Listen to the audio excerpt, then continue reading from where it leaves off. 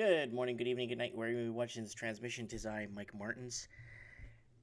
Party is dying down, and I got a bit of an important tidbit of information from an article from 2 days ago, but I gotta bring it up because it's very important before it gets too old. Now, this video is called "Is China to Blame for What's Happened in Australia?"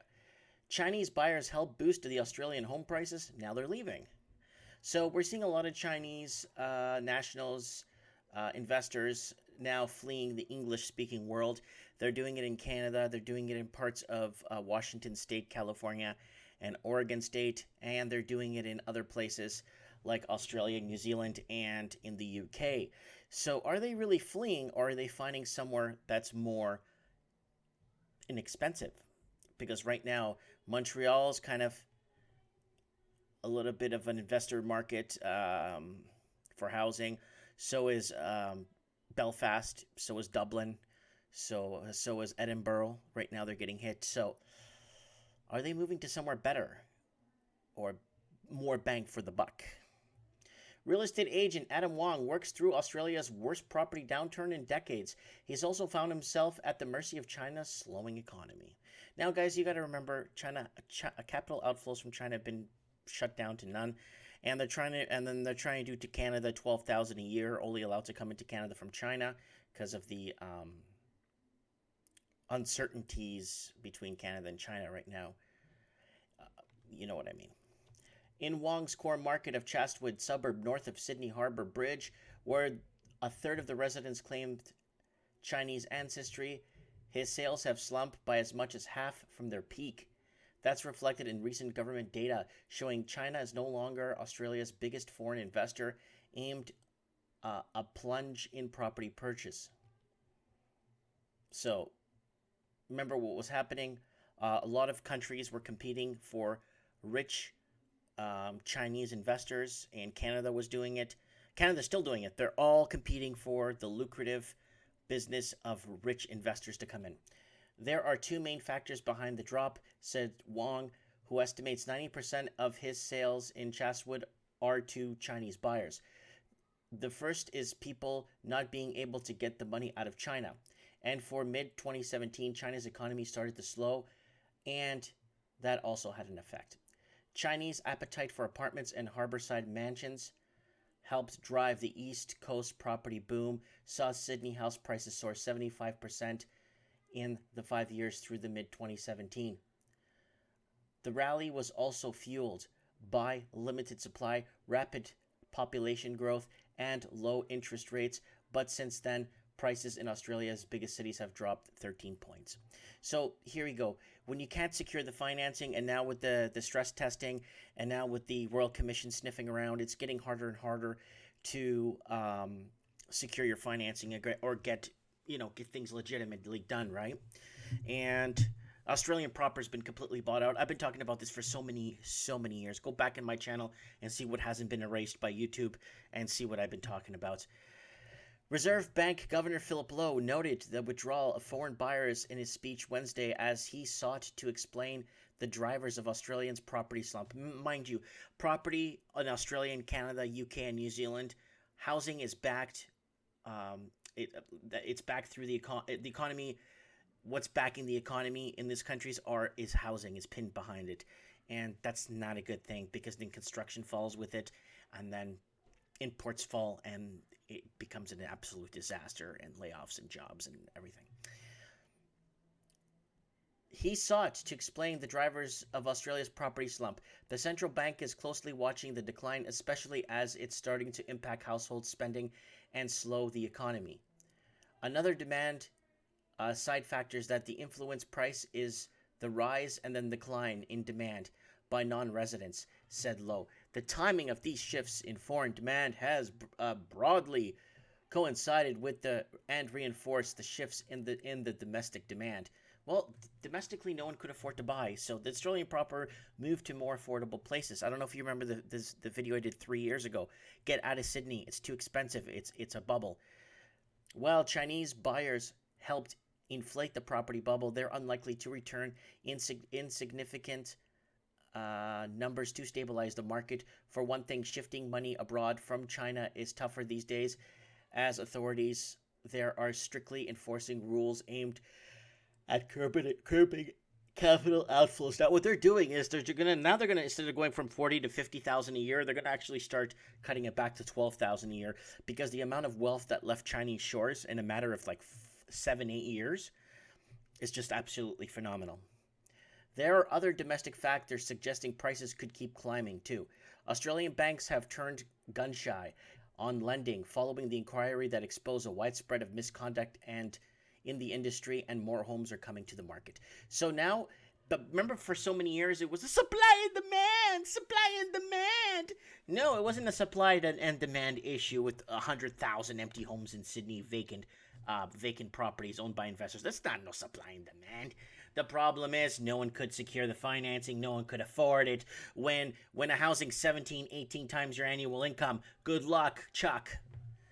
Chinese investment in Australia has surged since the turn of the century as buyers snapped up assets from mines to farms in recent years. Attention increasingly turned to real estate, driven by the appeal of Australians' clean environment and surge of Chinese students attending universities there, encouraging parents to buy homes for their children. Yeah, they were doing that. Yeah. The Chinese didn't just favor Australia. Investors embarked on a shopping spree that helped inflate asset prices around the world, snapping up everything from luxury condominiums in Canada and resorts in Hawaii and skyscrapers in London. Things got tougher for the Chinese buyer when Beijing imposed capital controls to help stabilize its currency, limiting the amount of companies and individuals could move abroad. Adding to this, Chinese authorities have been reneging on borrowing spree at home, allowing the economy to cool from the bareneck piece of the past in order to maintain financial stability. Now, okay, guys, and it goes back to what I was saying.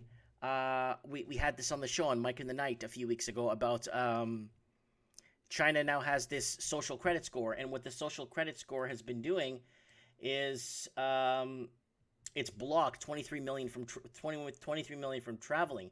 17.5 million banned from flights, 5.5 million banned from purchasing train tickets, and these social credit offenses are almost impossible to get out of once you're in them. Once you're imprisoned, you're online. It's kind of like an online prison in China, and you're basically imprisoned by your own mobile device is what you're doing. It's what's happening.